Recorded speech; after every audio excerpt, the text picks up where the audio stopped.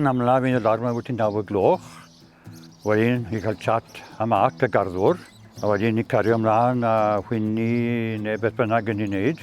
A wyt ti'n marcio hap hanner awr 10 fyna. Ni'n cael cyfaniad o goffi neu te a chat fach. A ni'n mynd nôl i'r gwaith wedyn. And I joined the Archive Club to help conserve documentation and photographs, which I think is very important for the local community. What I liked about volunteering is that I'm getting to know a lot more about the area. I came here 8 years ago from Somerset. I saw a large number of photographs and I get so much pleasure of seeing how much has changed in the castle and how welcoming it's become and the facilities that are available. Ystawdw i, a fi sy'n rhedeg y clwb gwynio yn y castell. Mae yna wyningen fach yn byw yn y castell o'r enw Gweno. A dyma hi, Gweno, a ni'n gwerthu nhw yn y siop y castell. Pan rydyn yn cyrraedd yma, rydyn yn cwrdd â'r staff ac wedyn mynd â pobl eu setau nhw neu rhoi tocynnau neu beth bynnag. Mae'n bwysig bod pawb yn cael amser da ac yn diogel.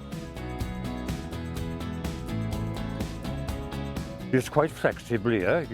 You can come in either a morning a week or a few mornings or afternoons or whatever you want. Volunteering at the castle is a great way to do Duke of Edinburgh. Me and Fionn do it and it's lots of fun. Nagos, does dim eisiau sgiliau arbennig. Felly jyst cerdded mewn a bydd y staff yn gweud chi beth i wneud a does dim ots.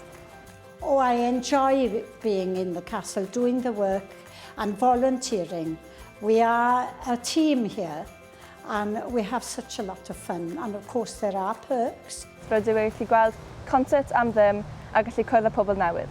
Mae pawb hefyd yn really nice. I enjoy the general atmosphere working with the staff of the castle. We have a Christmas do, which is very nice, meeting all the other volunteers together in a party. That is an excellent event.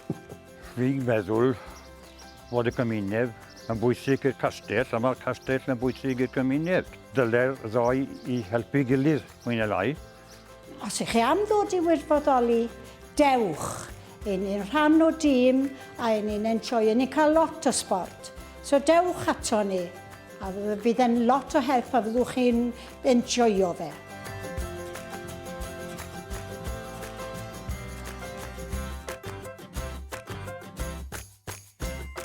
Everybody's welcome.